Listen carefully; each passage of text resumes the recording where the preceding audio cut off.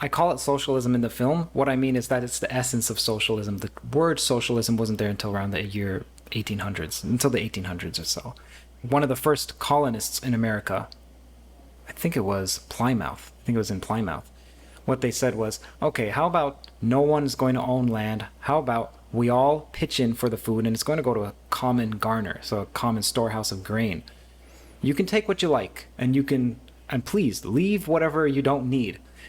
It sounds like a utopia. It sounds like that's that is in essence what Marxism espouses to be. However, what ended up happening was people started to starve. People started to eat, I think, leather shoes. And it wasn't until John Smith, and yes, the same John Smith that's associated with Pocahontas, came in and said, okay, here's what we're going to do. You're going to own this. You're going to own that plot of land. You're going to reap what you sow. And if you don't plant, then you don't eat. Something like that. And then that's part of what gave birth to Thanksgiving, this bountiful feast.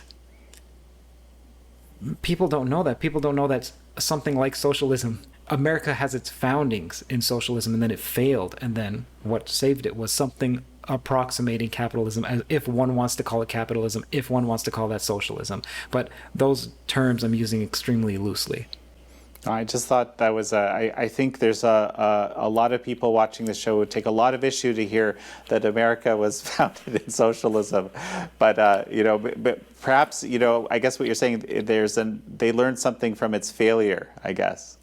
Mm-hmm. Yeah, and even Robert Owen, like I mentioned, the true first socialist. I believe there were a couple others, but it doesn't matter. It was what's called utopian socialism, which is a specific kind of socialism that fell apart just a few years later as well, in the 1800s, 1825, I believe it started, 1829, it fell apart. Do you think you've actually changed some minds with the film?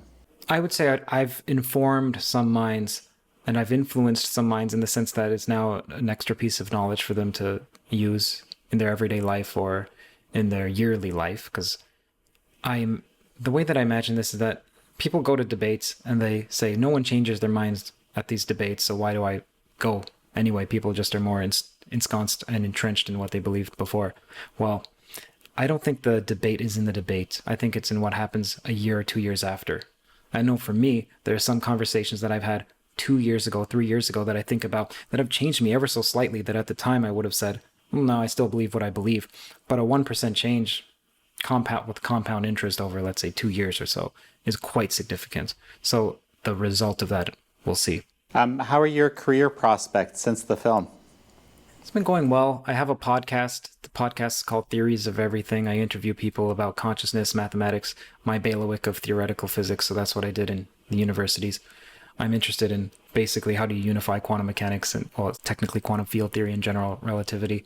But then also with regard to consciousness, it's been going well. I also have many of the interviews like Janice Fiamengo and John Vervaeke and so on. I have many of the interviews from the documentary there too.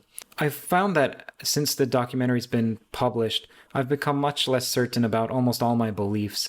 I see the political landscape as so vastly complicated, man. People think math or physics is complicated. Like, oh my gosh, man.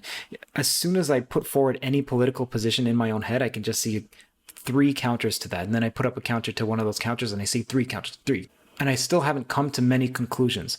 You see people who are first-year students who have far more conviction than myself.